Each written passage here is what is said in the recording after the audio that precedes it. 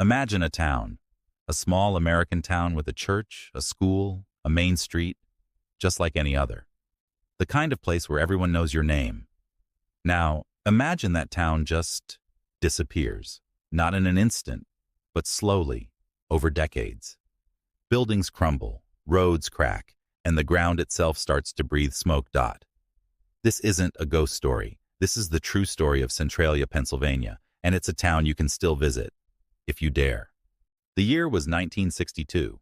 It was just a simple trash fire. The town council wanted to clean up the local landfill, which was an old, abandoned strip mine pit. So, they did what they'd always done. They set it on fire. But this time, something was different. The fire didn't go out. It crept, unseen, underground, through a labyrinth of old coal mines. And once it started, it couldn't be stopped. For years, it was a secret. No one knew the true danger. People felt the heat in their basements, smelled the sulfur in the air. Steam and smoke began to vent from cracks in the ground, and residents would wake up to find their lawns had spontaneously turned into hot, steaming surfaces. It was like living on top of an active volcano. Then, in 1979, the mayor of Centralia was checking the fuel levels at a gas station when he noticed the gas in the underground tank was alarmingly hot. He put a thermometer on a string and lowered it inside. It read 172 degrees Fahrenheit. It was only a matter of time before the whole town exploded.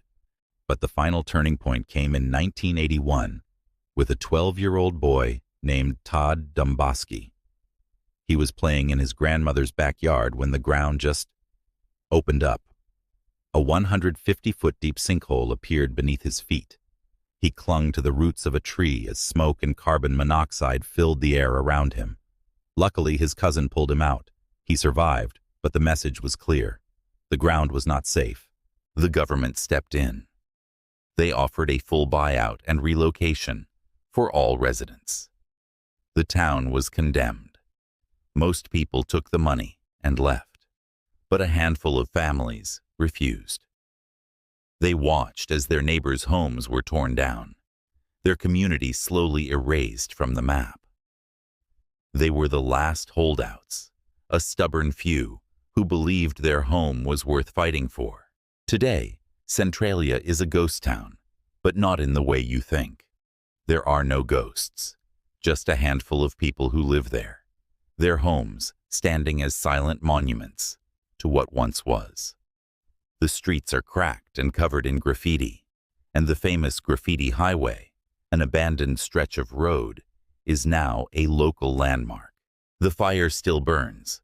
Geologists estimate there's enough coal to keep it going for another 250 years.